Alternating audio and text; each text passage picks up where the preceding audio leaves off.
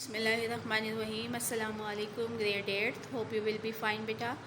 As you know that in the last lecture we have done the importance of water.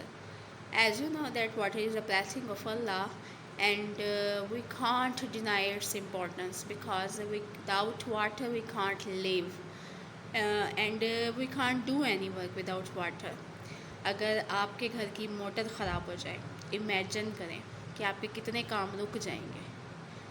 ऐसे ही है ना, हम कपड़े वॉश नहीं कर सकेंगे, बर्तन वॉश नहीं कर सकेंगे, हमारा घर गंदा पड़ा रहेगा, नहा धो नहीं सकेंगे। The most important thing in summer season. इसी तरह अगर आप ये देखते हो कि आप ट्रैवलिंग कर रहे हैं तो ट्रैवलिंग के दौरान हमें पानी पीने की बहुत ज़रूरत महसूस होती है। तो पीने का पानी, चाहे पानी पीने की हालत में हो, चाहे पानी खड़ा हो, चाहे पानी बारिश की सूरत में बरसे, हर लिहाज से पानी has its own importance. So we are going to do today the translation of chapter number 2, that is water is a lovely thing, and we are going to do first of all some new words that I have found in this poem. A poet tries his best to reveal the importance of water to you, and inshallah your teacher will help you to understand this poem. And first of all, let me clear some new words for you. First word is puddle. Puddle means जोहड़. जोहड़ वो पानी होता है जो एक जगह पर खड़ा खड़ा गंदा हो जाता है. रिपली लहरों वाला, बल खाता हुआ. स्प्रिंग इज चश्मा. रेन ड्रॉप बारिश का कतरा. फ्लैशिंग चमकीला. अनफोल्ड फैली हुई, दूर तक फैला हुआ. बबल बुलबुले. फ्रॉस्टी कोल्ड यख बस्ता, बहुत ज़्यादा ठंडा, जिसे आप यख पानी भी बोलते हो. पिक्चर घड़ा, मिट्टी का घड़ा जिसमें पानी भरते हैं. एंड सी, ए साइलेंट है. सी इज़ समंदर, नॉट देखने वाला, ये समंदर वाला सी है.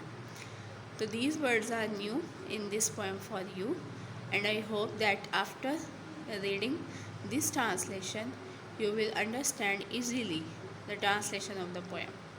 Today inshallah we are going to do the translation. Now come to the book. Okay students of grade 8th, beta trace the finger on the first line. Page number is 71. Water is a lovely thing, dark and replay in a spring.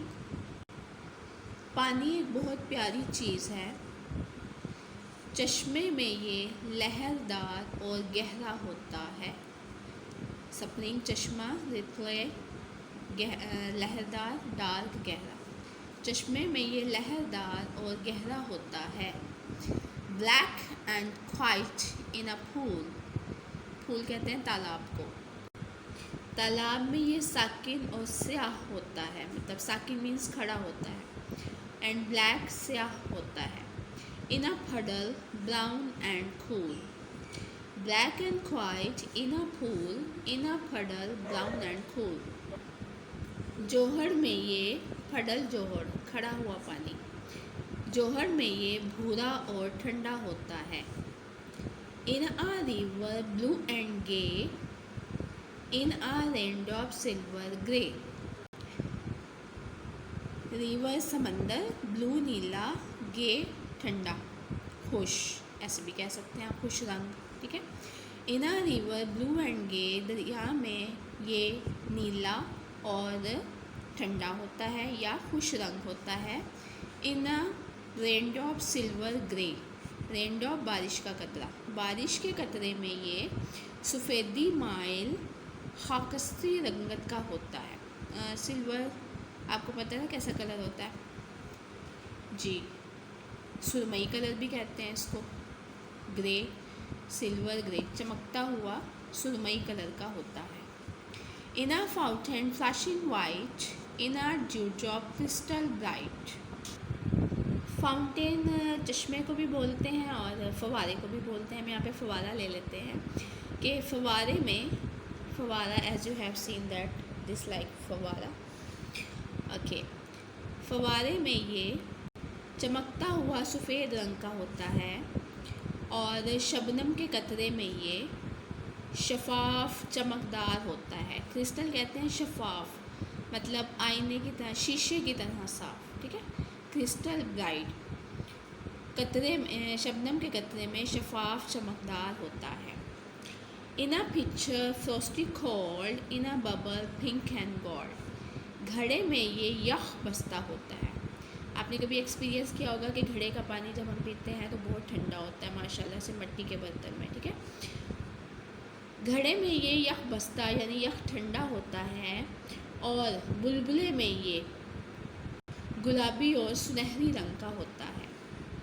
In a happy summer सी, गर्मियों के समंदर के पानी में ये बहुत खुश होता है। Just as green can be, और इतना ही सब्ज होता है जितना ये हो सकता है। इन अ रेनबो फार अनफर्ल्ड, दूर तक फैली हुई धनक में, धनक या कोसे कज़ा दोनों आप यूज़ कर सकते हो। दूर तक फैली हुई धनक में every colour in the world, दुनिया का हर रंग होता है। All the air from spring to spring, तमाम साल एक बहार के मौसम से लेकर दूसरी बहार के मौसम तक। Water is the loveliest thing, पानी बहुत ही खूबसूरत और प्यारी चीज़ है। So beta, this was the translation in Urdu of this poem, chapter number 12. Alhamdulillah, we have completed this. Okay, let's meet in the next lecture and revise it at home 1 to 2 times, inshallah. When you will see this video again and again, you will be understand this. Allah Hafiz.